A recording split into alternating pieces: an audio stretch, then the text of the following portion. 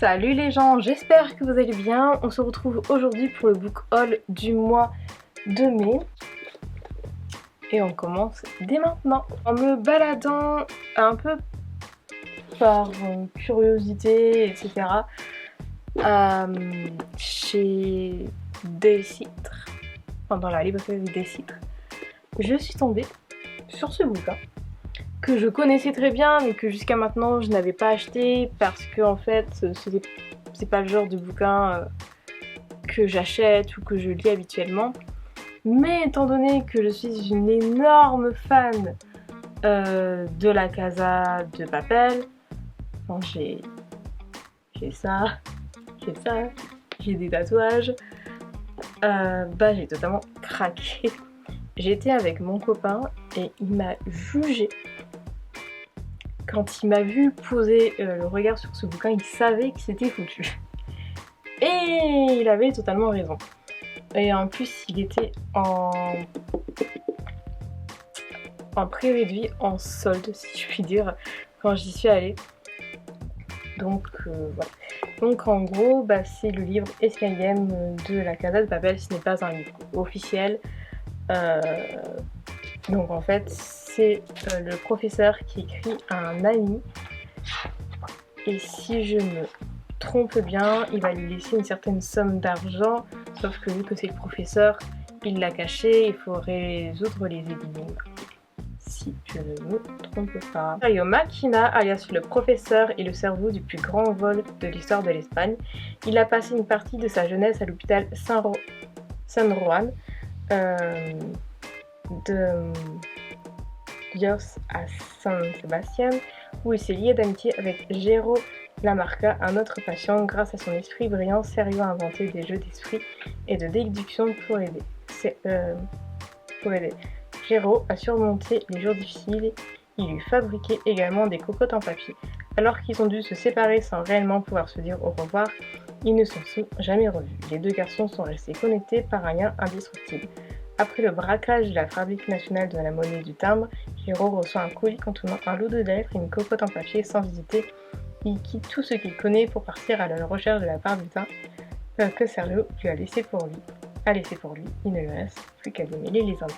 Je ne sais pas du tout quand je vais le lire, quand je vais faire tout ça, mais en tout cas je vais le faire étant donné que j'adore cette série. C'est pas une série qui est parfaite, elle est loin d'être parfaite, mais je l'ai plus ou moins découverte.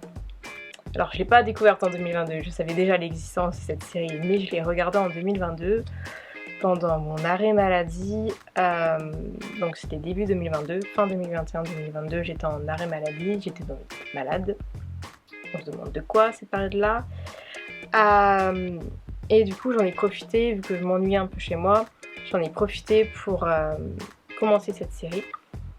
Et en fait elle est arrivée au bon moment, puisque peu après cette période, il s'est passé mon burn-out, etc. La rencontre avec mon copain.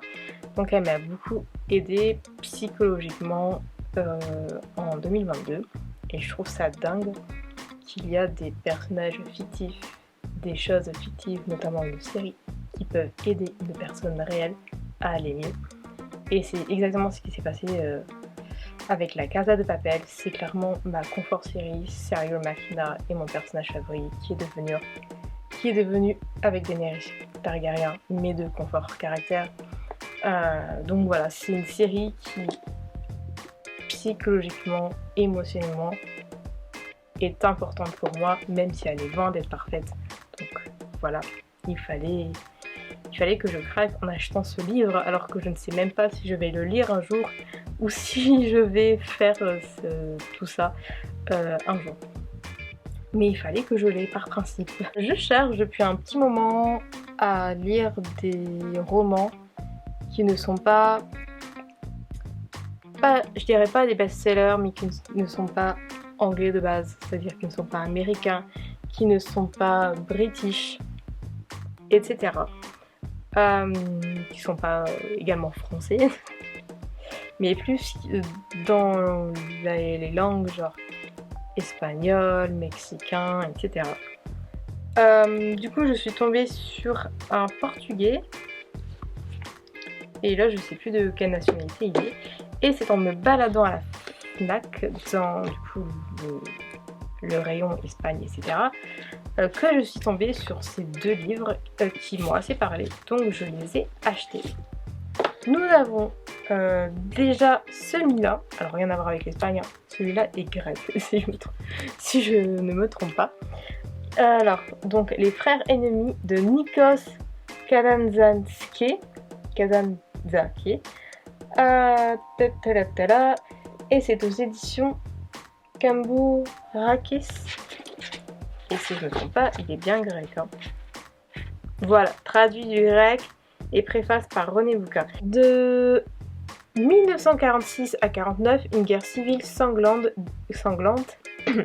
divise la Grèce, opposant les bérets rouges communistes aux bérets noirs des forces gouvernementales.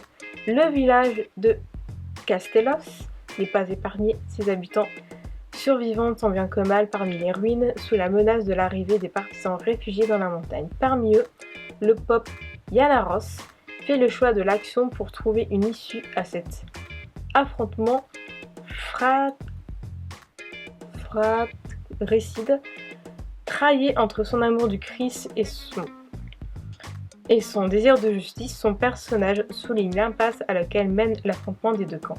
C'est cependant cette quête d'apaisement qu'il poursuit jusqu'au bout, s'efforçant de jouer les intermédiaires en vue d'une conciliation source de liberté pour tous. Écrit au plus fort de la guerre civile grecque, ce texte porte l'empreinte du désespoir éprouvé par Kazantzakis face à la violence de ses combats. Condamnation sans faille du dogmatisme de chacun des deux camps. Ce grand roman demeure d'une profonde actualité, tant il fait écho aux multiples conflits qui ne cessent de déchirer le monde.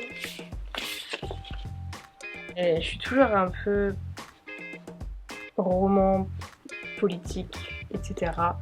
Enfin, ce genre de choses, c'est vraiment quelque chose que j'adore. Donc j'espère que ce roman me plaira tout autant. J'ai également pris ce jour-là, le même jour, ce roman de Paula Coelho par l'auteur de L'Alchimiste. Je ne l'ai pas pris, il était là mais je ne l'ai pas pris. La quatrième couverture ne me tentait pas. Et qui s'appelle donc Véronica décide de mourir. Et oui, comme le dit le roman, c'est un roman sur la mort, simplement. Donc c'est un roman brésilien, pour être tout à fait correct, de la langue portugaise, mais brésilien. Donc adolescente, elle pensait qu'il était trop tôt pour choisir. Jeune fille, elle s'était persuadée qu'il était trop tard pour changer. Et donc voilà, c'est un roman sur la mort. Alors, Véronica a les mêmes rêves, les mêmes désirs que tous les jeunes gens du monde. Elle a un métier raisonnable et vit dans un petit appartement, s'offrant ainsi le plaisir d'avoir un coin à elle. Elle fréquente les bars, rencontre des hommes. Pourtant, elle n'est pas heureuse, quelque chose lui manque. Alors le matin du 11 novembre 97, Véronica décide de mourir. Imagination et rêve, amour et folie, désir et mort. Alors qu'elle s'en approche, Véronica se rend compte que chaque moment de l'existence constitue un choix, celui de vivre ou d'abandonner. La jeune femme expérimente de nouveaux plaisirs et découvre qu'il y a toujours un sens à la vie. Mais celle-ci est courte, Véronica a décidé de mourir et maintenant elle ne peut pas renoncer. Ça me rappelle un roman de Sophie Jomain que j'ai lu il y a quelques années, qui était également sur l'euthanasie volontaire. Je ne sais plus si son personnage allait en Suisse ou en Belgique, il me semble que c'était la Suisse. Et voilà, elle avait fait, il me semble que c'est un personnage qui avait fait plusieurs tentatives de suicide, etc. Elle en avait marre et jusqu'au moment où elle a décidé de mourir. Et là, il me semble, c'est clairement le même principe. Et je suis assez curieuse de lire ce roman. Je pense que de tous ceux que j'ai présentés, malgré qu'il y a La Casa de Papel, c'est celui dont j'ai vraiment le plus hâte de lire. Je trouve que c'est toujours d'actualité, mais pas encore assez à mon goût. Ce genre de roman, et surtout la cause de l'euthanasie volontaire, où personnellement je suis totalement pour en fait. Et voilà, cette vidéo est maintenant terminée, j'espère qu'elle vous aura plu. On se retrouve très bientôt pour de nouvelles vidéos. En attendant, n'hésitez pas à vous abonner à cette chaîne, à liker, à commenter, à partager, à me suivre sur les réseaux sociaux, etc. Et on se dit à très bientôt pour de nouvelles vidéos. Ciao!